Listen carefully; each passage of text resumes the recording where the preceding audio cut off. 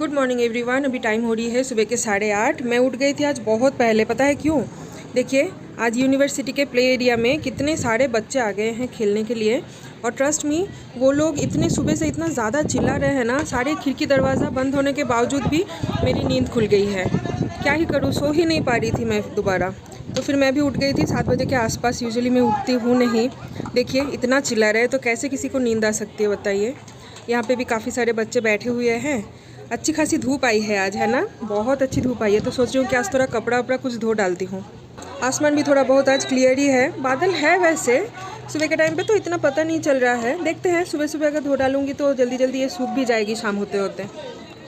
Anyways, अभी मैं आ गई हूँ किचन में ब्रेकफास्ट बनाने के लिए। मेरे चेहरे से शायद थोड़ा सा अंदाजा आप लोगों को लग ही गया है कि मेरा तबीयत खराब है। जी हाँ, एक तो रीज़न है मेरा चेहरा उतरा हुआ है, क्योंकि अभी सुबह सुबह नींद से उठने के बाद मेरा चेहरा ऐसा ही रहता है। मैं यूजुअली बहुत सारे लोगों को ऐसे जानती हूँ जो लोग सुबह ना नींद से उठ के ही फटाक से एक्टिव हो जाते हैं, लेकिन मैं उन लोगों में से नहीं हूँ। मैं थोड़ा हटके हूँ। सुबह उठने के बाद मुझे चार्ज होने के लिए काफ़ी टाइम लग जाता है। तो ब्रश व्रश करके फ्रेश हो जाने के बाद अभी मैं आ गई हूँ ब्रेकफास्ट बनाने के लिए। आज ब्रेकफास्ट में मैं बना रही हूँ upma, which is always my favourite breakfast आप बोल सकते हो। तो घर पे थोड़ा सा गाजर और आलू था, तो कल रात के टाइम पे ही मैंने उसको चॉप करके रख दिया था, क्योंकि सुबह के टाइम पे उठ के ना पहले सारे वेजिटेबल्स को चॉप करो, उसके बाद फिर उसको चढ़ाओ, बहुत टाइम लग जाता है और मुझे बहुत आलस भी फील होती है। तो सुबह के टाइम पे जो कुछ भी ब्रेकफास्ट बनाने का प्लान रहता है ना, मैं रात के टाइम पे ही थोड़ा बहुत जुगाड़ कुछ करके रखती हूँ। तो देखिए, कटिंग चॉपिंग ऑलरेडी किया हुआ था, तो यहाँ पे आराम से मैंने अभी उपमा चढ़ा दिया है। तो इसको पकने में थोड़ा सा टाइम लगेगा। और दीदी आई थी काम करने के लिए, दीदी काम करके चली गई है। बाय द वे, अभी वो दीदी और काम पे नहीं आ रही है, अभी कोई दूसरा मेड आ रही है। और मैं उसको दीदी बोलती भी नहीं हूँ, क्योंकि वो काफ़ी उम्र में छोटी है मेरे से। 21 साल की लड़की है एक। तो दीदी काम छोड़ दी है बीच में। एक्चुअली काफ़ी दिन हो गया था कि मैंने ब्लॉग ही नहीं बनाया, और उसके पीछे कुछ रीजंस है, वो मैं आप लोगों को बताऊंगी। ब्रेकफास्ट कंप्लीट कर लेती हूँ, उसके बाद बताऊंगी कि दीदी ने क्यों काम छोड़ दिया, मैंने इतने दिन से ब्लॉग क्यों नहीं बनाया, मेरे ब्लॉग में इतना लंबा गैप हो गया है, तबीयत खराब है मेरा, मुझे क्या हुआ है, सब कुछ मैं आप लोगों को बताऊंगी। फिलहाल ब्रेकफास्ट खत्म कर लेते हैं, उसके बाद। मैं आप लोगों को हमेशा बोलती हूँ ना कि सुबह के टाइम पे ब्रेकफास्ट बनाने में मुझे बहुत दिक्कत होती है। बहुत लेज़ी फील कर करके मैं सुबह के टाइम पे ब्रेकफास्ट बनाती हूँ। देखिए, उपमा दिखने में इतनी अच्छी हुई है, इतना सब कुछ मैंने इसमें डाली है, हेल्दी चीज़ें, गाजर, बीट रूट, आलू और थोड़ी सी प्याज, कड़ी पत्ता, चने का दाल, सब कुछ डाल के इतने अच्छे से मैंने बनाई है उपमा। अभी खाते टाइम देख रही हूँ कि मैंने इसमें नमक ही नहीं डाला, सब कुछ है, सिर्फ नमक नहीं है। अभी विदाउट नमक का खाना कैसा ही बनेगा, आप लोग ही बताओ। अदरवाइज़ टेस्ट अच्छा है। मैंने थोड़ा सा एक्स्ट्रा नमक डाल दिया है इसमें। यूजुअली मैं कभी भी एक्स्ट्रा नमक खाती नहीं हूँ, लेकिन क्या ही करूँ, आज कुछ ऑप्शन है नहीं, खा रही हूँ। और ये पीछे इस घड़ी को थोड़ा सा अवॉइड करना, क्योंकि ये कल रात को पौने 1 बजने के बाद बंद हो गया है। So please ignore that. ये हमारा सेकंड बेडरूम को आज थोड़ा सा ऑर्गेनाइज़ करना है। लास्ट 1-2 दिन पहले मैं इस रूम का सब कुछ क्लीन की थी, अच्छे से डीप क्लीन की थी आप बोल सकते हो। बेड कवर, पिलो कवर सब कुछ हटा के मैंने धो डाली थी। तो यहाँ पे बेड कवर और पिलो कवर है, इन सारी चीज़ों को दोबारा बिछाना है। और सारे तकिया को ना आज मैं धूप में डाली थी, क्योंकि आज तो आप लोगों ने देख ही लिया, काफ़ी अच्छा धूप आया था सुबह के टाइम पे। और ब्लैंकेट भी थोड़ा सा मैंने धूप में डाली दिए थी, क्योंकि अभी इतना ज़्यादा ठंड है नहीं, तो ब्लैंकेट को दोबारा फोल्ड करके ऊपर रख दूँगी। तो तबीयत खराब होने की वजह से लास्ट कुछ दिन से मैं इस रूम को ऑर्गेनाइज ही नहीं कर पाई, लेकिन अभी हाई टाइम आ गया है, अभी इसको ऑर्गेनाइज करना ही है। तो पिलो कवर, बेड कवर सब कुछ लगाऊंगी। यहाँ पे एक बड़ा सा पार्सल आया है सुबह सुबह, ये भी मेरे बहन के लिए ही है, तो इसमें भी उसका कुछ सामान है। तो मैंने जस्ट अभी अनबॉक्सिंग भी की थी, करके मैंने चेक कर लिया कि सामान ठीक है कि नहीं। तो सामान तो एकदम ठीक है इसमें। और बाहर अभी देखिए फिर से धूप चली गई है और आ गई है हल्की हल्की सी बादल। हल्की हल्की सी नहीं गाइस, काफ़ी तेज़ ही आ गई है ये देखिए। लेकिन थैंक गॉड कि नीचे यूनिवर्सिटी के सारे बच्चे चले गए हैं। आज इतना परेशान किया है ना गाइस कि मैं आप लोगों को क्या ही बोलूँ। लग रहा है कि बारिश आने वाली है। लिविंग रूम भी बहुत गंदा होकर रखा था, तो सोफ़ा वगैरह सब कुछ मैंने अभी ठीक किया है। सेंटर टेबल पे यहाँ पे ना सारे चीज़ें बहुत ज़्यादा मेसी होकर रखा था, तो इन सारी चीज़ों को भी मैंने ठीक किया है। अभी बस यहाँ पे थोड़ा सा कपड़ा है, ये फोल्ड कर लूँगी तो हो जाएगा। यहाँ पे ना सारे चीज़ें आज मैंने ठीक की है। पता है, लास्ट कुछ दिन से इतना ज़्यादा मेरा तबीयत ख़राब था कि इन सारी चीज़ों को मैंने छुआ भी नहीं था। और जैसे कि पहले हमारी जो दीदी थी ना, वो अगर थोड़ा सा गंदगी या तो फिर मेसी अगर कुछ देखते थे तो दीदी कर देते थे, लेकिन अभी तो दीदी काम छोड़ दी है और नई वाली वाली जो अभी मेड आई है ना, उसको इतना कुछ अभी पता नहीं है, उसको भी धीरे धीरे सब कुछ सिखाना पड़ेगा, तो वो इतना सब कुछ अभी कर नहीं रही है, तो मुझे ही सब कुछ करना पड़ रहा है। एनीवेज चलिए अभी मैं थोड़ा सा नहा लेती हूँ, क्योंकि सुबह से आज थोड़ा सा मतलब अजीब सा ही लग रहा है। होता है ना तबीयत ख़राब होने की वजह से ना कुछ भी फिर उस टाइम पर अच्छा फील नहीं होता, तो मैंने सोचा कि नहीं पहले नहा लेती हूँ, उसके बाद फिर बाकी का काम मैं करूँगी। माइग्लैम के प्रोडक्ट्स में चल रहा है कुछ सेल, तो यहाँ पे देखिए मैंने ऑर्डर किया था एक बीबी क्रीम, और इसके साथ मुझे फ्री मिली है ये 2 लिपस्टिक्स। 1 रुपया में मुझे 2 लिपस्टिक्स मिली है। हाँ ऑब्वियसली एकदम से फ्री है नहीं, मुझे 1 रुपीज़ पे करना पड़ा 2 लिपस्टिक के लिए, यानी एक एक लिपस्टिक 50 पैसे करके हैं। तो शेड मैं आप लोगों को दिखा देती हूँ, ये देखिए ये 2 शेड मैंने चूज़ की है। तो ये वाला मैं सोच रही हूँ कि मेरे बहन को दूंगी, क्योंकि ये वाला शेड ऑलरेडी मेरे पास है, और ये रेड वाला भी वैसे मेरे पास है लेकिन थोड़ा दूसरा शेड का है, तो मैं सोच रही हूँ ये रेड वाला मैं रख लूँगी और ये पर्पल काइंड ऑफ ये मेरे बहन को दे दूँगी। ऑफ़र अच्छी है ना गाइज़, आप लोग भी चेक करना माइग्लैम में, शायद वो ऑफ़र अभी भी है। आप कुछ भी लो ना उसके साथ लिपस्टिक फ्री मिल रही है। सो नहाना मेरा हो गया है, पूजा भी कर ली है मैंने। एक चीज़ मैं आप लोगों को शेयर करती हूँ, आजकल ना मैं पैंट और टॉप से ज़्यादा मैं ये सारे ड्रेसेस पहनना ज़्यादा पसंद कर रही हूँ घर पे। और इसको क्या बोलते हैं, इसको शायद शॉर्ट नाइटी बोलते हैं या टी शर्ट नाइटी बोलते हैं, क्या बोलते हैं मुझे नहीं पता, लेकिन शायद ये देख के आप लोगों को पता चल ही गया होगा कि इसको क्या बोलते हैं। देखिए बहुत सुंदर है ना, ये लोअर नी लेंथ का है, और ये मैंने मीशो से खरीदी है, नया वाला ही है, लेकिन लास्ट 2-3 दिन से मैं पहन रही हूँ ये ऑल्टरनेट करके। तो ये एक्चुअली कॉम्बो ऑफर में था, बहुत ही कंफर्टेबल है ये कपड़ा। तो ये तो एक है, आप लोग ऐसा मत सोचना कि अभी बारबी का ट्रेंडिंग चल रहा है इसलिए मैंने ये कलर का खरीदा है, ऐसा बिल्कुल भी नहीं है।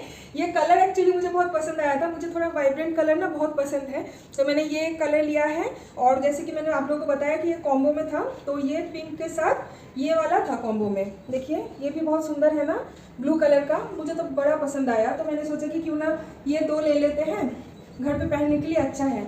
1-2 बार पहनने के बाद जब मैं इसको अच्छे से वॉश किया ना, उसके बाद फिर ना मैं देख रही हूँ ये थोड़ा गरम सा है कपड़ा, मतलब वेस्ट बंगाल में जो गर्मी है उस गर्मी में अगर आप ये पहनोगे तो इतना कंफर्टेबल शायद नहीं लगेगा, क्योंकि ये ना प्योर वो कॉटन का है नहीं, इसके साथ कुछ तो शायद मिक्स है, जिस वजह से हल्की सी गर्मी जैसी है। लेकिन बेंगलोर का वेदर तो आप लोगों को जैसे पता ही है कि यहाँ पे हल्की हल्की सी ठंडी काइंड ऑफ ही रहती है पूरा साल, तो बेंगलोर के वेदर के लिए ये एकदम अप्रोप्रिएट है, तो ये पास हो गया।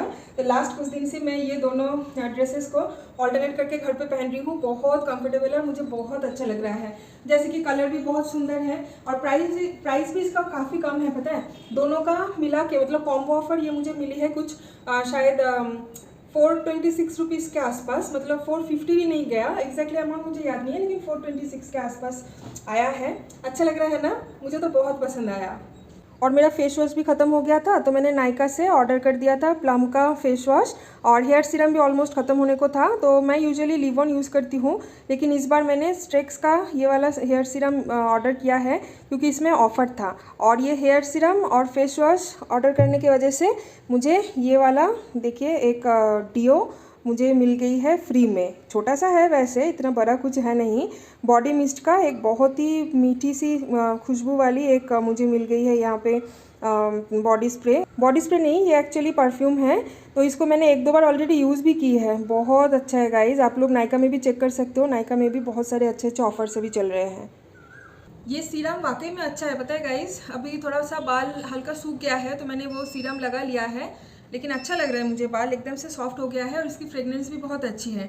देखते हैं कुछ दिन लगा के कि कितना मुझे सूट करता है या नहीं तो फिर चेंज कर लूँगी।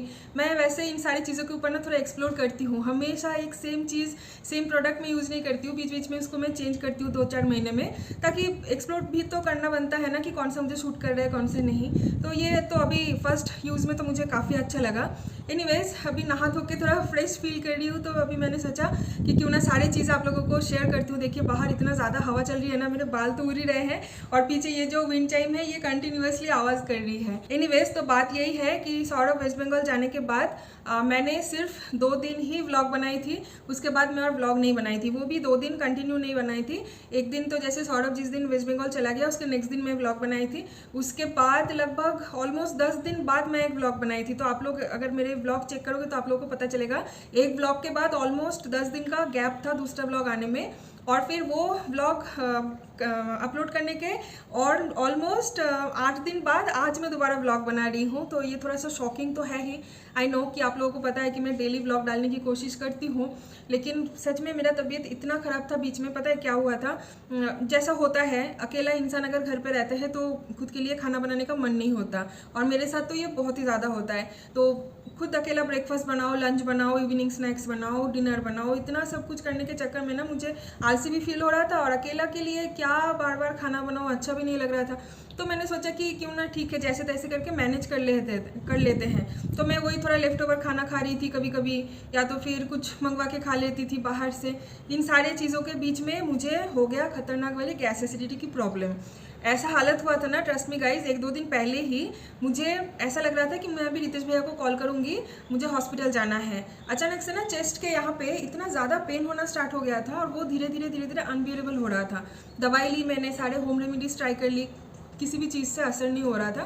फिर फाइनली जाके वो नेचुरली ठीक हो गया, लेकिन बहुत तकलीफ मिली थी मुझे। अब मैं अकेली थी तो मुझे इतना ज़्यादा डर लग रहा था, मैंने सोचा शायद अभी तो मुझे हॉस्पिटल जाना ही है, क्योंकि मेरा ना चेस्ट और पीठ पूरा ऐसे अकड़ के आ रहा था। मुझे ऐसा लग रहा था कि शायद मुझे सांस नहीं मिल रही है। बहुत पैनिक कर गई थी मैं उस दिन।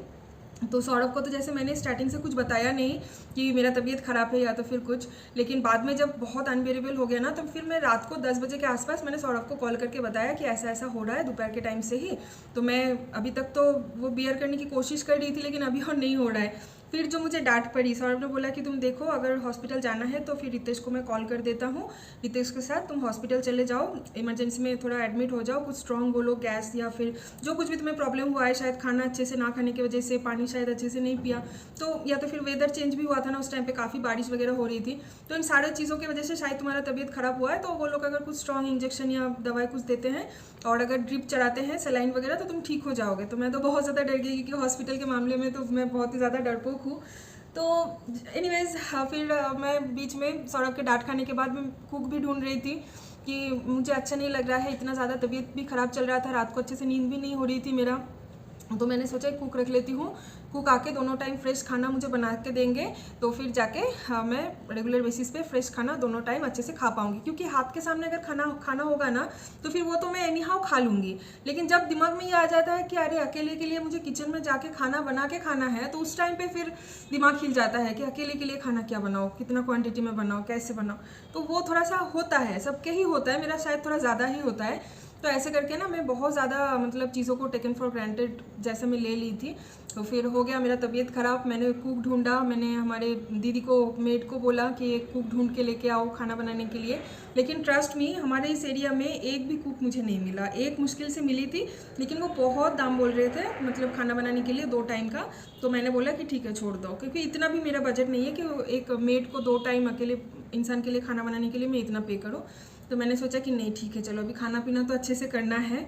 तो फिर मेरा लास्ट कुछ दिन से डेली बेसिस का खाना, दोनों टाइम तीनों टाइम का खाना का जिम्मेदारी ले लिए है रितेश भैया, शर्मिता और ज्योत्सना मुझे एक टाइम खाना भेजती है, रितेश भैया और शर्मिता एक टाइम खाना भेजती है। अभी शर्मिता की मम्मी आई हुई है तो उसकी मम्मी डेली कुछ ना कुछ बनाती है तो मुझे भेजती है।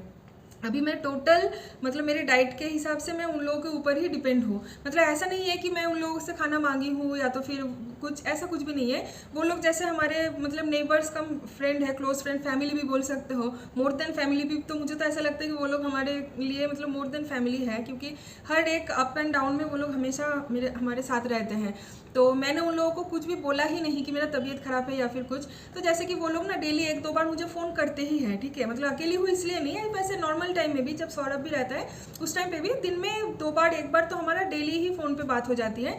तो उस टाइम पे वो लोग फ़ोन वगैरह करते हैं। तो फिर ऐसे ही मैंने बताया बात में, वो लोग शायद पूछे थे कि क्या खाना बनाया क्या नहीं, तो मैं बोली थी कि नहीं तबीयत ख़राब है। तो उस टाइम पे उन लोगों को पता चल गया था कि ऐसा ऐसा है सिनेरियो।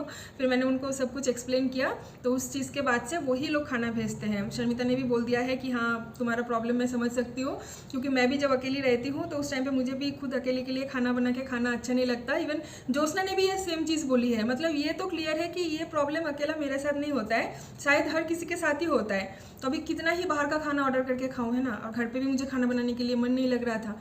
तो लास्ट कुछ दिन से मेरा डेली बेसिस का 2-3 टाइम का मील अभी मेरे दोनों दोस्त ही प्रोवाइड कर रहे हैं, ज्योत्सना और ये शर्मिता के घर से। तो सच बोलूँ तो मैं कितना ज़्यादा थैंकफुल हूँ उन लोगों के लिए, मैं वो शायद एक्सप्रेस ही नहीं कर पाऊँगी कि मैं कितना ज़्यादा खुशनसीब हूँ। काफ़ी टाइम में ना मैं सोचती हूँ कि क्या मैं सच में इतना ज़्यादा लकी हूँ कि मेरे अप एंड डाउन में मुझे हमेशा मेरे आसपास इतने अच्छे अच्छे लोग मिल जाते हैं जो कि बिना कुछ बताए भी समझ लेते हैं मेरे प्रॉब्लम क्या है क्या नहीं, इतना टेक केयर कर रहे हैं वो लोग। तो उस हिसाब से तो शायद मैं कुछ भी नहीं कर पाती हूँ उन लोगों के लिए क्या ही करूँ।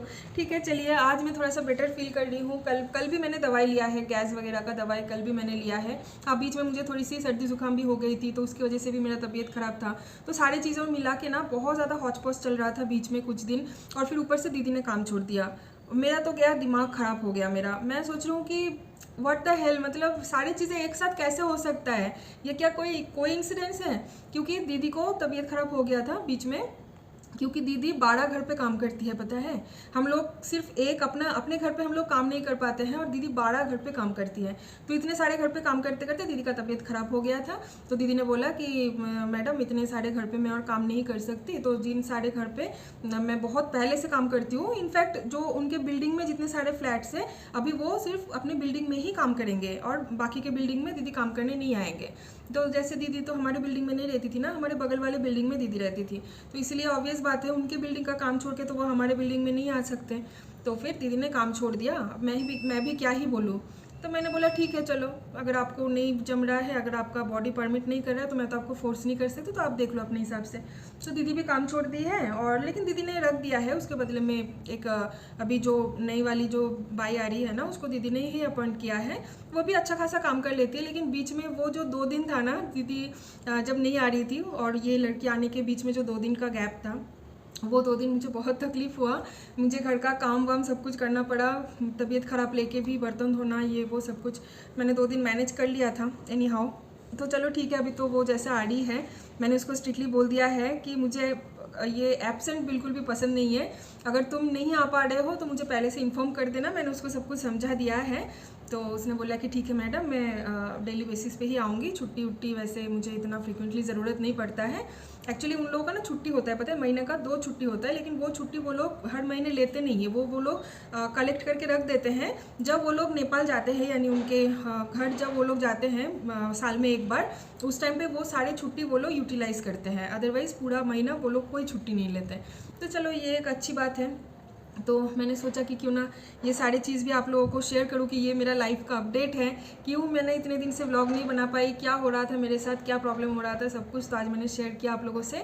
और हाँ, और एक गुड न्यूज़ भी दे देती हूँ, सौरभ बहन और पापा वो लोग कल निकल रहे हैं वेस्ट बंगाल से, और परसों यानी संडे तक वो लोग घर पहुँच जाएंगे। तो चलिए, शायद ये न्यूज़ सुन के, मतलब ये सोच के मैं और ज़्यादा क्योर करने लगी हूँ कि फाइनली अभी वो लोग आ रहे हैं तो मुझे और अकेला रहना नहीं पड़ेगा। तो फाइनली कल उन लोगों का ट्रेन है हावड़ा स्टेशन से, दुरंतो एक्सप्रेस है, सुबह 11 बजे। तो कल वो लोग आराम से ट्रेन में चढ़ जाएंगे। कल का पूरा दिन तो जर्नी है ही, परसों एक मतलब वो एक दिन ही बोल सकते हो, शाम के 4 बजे बेंगलोर का जो SMBT स्टेशन है नया वाला, उसमें तो ट्रेन लग जाएगी। बाप रे, यहाँ पे पटाखा फूटा ना कुछ, मैं डर गई। और फिर 4 बजे ट्रेन लग जाएगी। मैंने अब हमारा जो कैब ड्राइवर है उनको मैंने इन्फॉर्म ऑलरेडी कर दिया है, वो वहाँ पे चले जाएंगे, उन लोगों को पिक करके घर पे ड्रॉप कर देंगे, दैट्स इट। उसके बाद मैं थोड़ी सी हल्की हो जाऊंगी, टाइम पे मुझे खाना मिल जाएगा, क्योंकि पापा आ जाएंगे, पापा खाना बना के देंगे मुझे टाइमली, तबीयत भी मेरा ठीक हो जाएगा। और जैसे कि सब लोग आ जाएंगे तो फिर वैसे भी मेरा मूड अच्छा ही हो जाएगा। और जब आपका मूड ही अच्छा हो जाए तो उस टाइम पे फिर सारे बीमारी, सारे तकलीफें वैसे भी दूर हो जाती है ना। तो अभी आ गए हैं रितेश भैया। वैसे डेली ही आते हैं, 1-2 बार तो डेली उनका आना लग ही रहता है, क्योंकि जैसे मैंने आप लोगों को बताया कि आजकल उनके घर से ही खाना आ रहा है और ज्योत्सना के घर से। लेकिन जब भी वो आते हैं, हमेशा मैं व्लॉग बनाती नहीं हूँ क्योंकि बीच में मेरा तबीयत भी बहुत ज़्यादा ख़राब था। तो आज का खाना यहाँ पे आ गया है, ये देखिए यहाँ पे है डब्बे में। अभी रितेश भैया चला जाएगा तो फिर मैं खाना खाऊंगी। और बताओ, सब सही चल रहा है? अरे बहुत सही चल रहा है। शर्मिता, सौरभ नहीं आया, मेरे भाई को मिस कर रहा हूँ मैं। हाँ, सौरभ जल्दी आ जा तू। सौरभ एक्चुअली अभी जस्ट वीडियो कॉल किया था मेरे से ही बात करने के लिए। तो मैं तो बात करती रहती हूँ क्योंकि वो भी मुझे मिस कर रहा है ना, वो दिन में इतने बार वीडियो कॉल करता है। तो अभी मैं बोर हो चुकी हूँ। जैसे उसने वीडियो कॉल किया, मैंने रितेश भैया को पकड़ा दिया, मैंने बोला आप बात करो।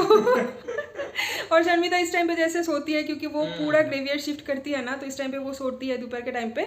तो रितेश भैया ही आ जाते हैं खाना देने के लिए। चलो अच्छा खासा बातचीत हुआ, काफ़ी सारे टॉपिक के ऊपर हम लोगों ने बात की है। अभी रितेश भैया चले जाएंगे, जाने से पहले मैंने सोचा क्यों ना रितेश भैया को थोड़ा सा व्लॉग में आप लोगों को दिखा ही देती हूँ, क्योंकि इतना बताया मैंने उनके बारे में। कुछ देर पहले आप सबके बारे में बोल रही थी, पता है कि तबीयत खराब है, मेरा खाना बस शर्मिता के घर से और ज्योत्सना के घर से ही आ रहा है, ऐसे करके मैं व्लॉग में बोल रही थी। और इतने में ही रितेश भैया जब आ ही गया तो मैंने सोचा क्यों ना थोड़ा सा उनसे भी मिला देती हूँ।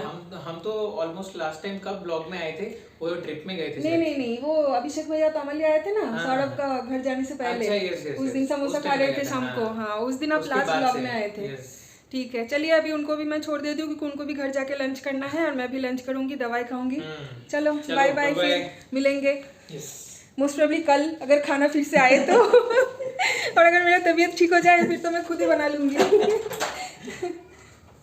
तो ये रहा आज का लंच, मैंने सर्व कर लिया है। आंटी ने आज बना के भेजी है खिचड़ी, आलू फूलगोभी मटर टमाटर गाजर सब कुछ डाल के यहाँ पे एक हेल्दी वाली खिचड़ी, और साथ में है आलू फूलगोभी का फ्राई, बॉइल्ड एग। तो मैं ना आंटी को हमेशा बोलती हूँ कि आंटी मुझे बिल्कुल थोड़ा थोड़ा खाना भेजो, क्योंकि मैं ज़्यादा खा ही नहीं पा रही हूँ आजकल। लेकिन आंटी देखिए इतना भेजा है कि ये 2 लोगों के लिए है। तो अभी तो मैं थोड़ा सा खाऊंगी, थोड़ा सा अभी रह गया, देखते हैं ये ख़त्म करने के बाद अगर खा पाऊंगी तो खाऊंगी, अदरवाइज़ फिर बासी खाना तो सही नहीं है, नहीं आप लोगों को पता ही है। लेकिन क्या ही करूँ, वेस्ट करने में भी तो अच्छा नहीं लगता ना। तो चलिए खाना स्टार्ट करते हैं और देखते हैं कि पूरा ख़त्म कर पाती हूँ कि नहीं तो फिर खाना वेस्ट करने में मुझे बिल्कुल अच्छा नहीं लगता। मुझे पता है कि गलत टाइमिंग दिखाने वाला घड़ी घर पे रखना सही नहीं होता है, लेकिन मैं बाहर भी नहीं जा रही हूँ तो इसका बैटरी भी लाना नहीं हो रहा है, और ऑनलाइन से सिर्फ एक बैटरी आएगा नहीं, उसके लिए डिलीवरी चार्ज लग जाएगा। तो ठीक है, और तो कल का ही दिन है, मैनेज कर लेते हैं। सौरभ आ जाएगा परसों, उसके बाद उसको बोलूँगी बैटरी ले आने के लिए। तो चलिए अभी मैं लंच कर लेती हूँ और फिर थोड़ी देर के लिए दोपहर के टाइम पर रेस्ट ले लेती हूँ। आप लोगों से मिलेंगे कल और एक फ्रेश नए ब्लॉग के साथ। Till then do like comment share and subscribe to my channel. Bye bye, take care.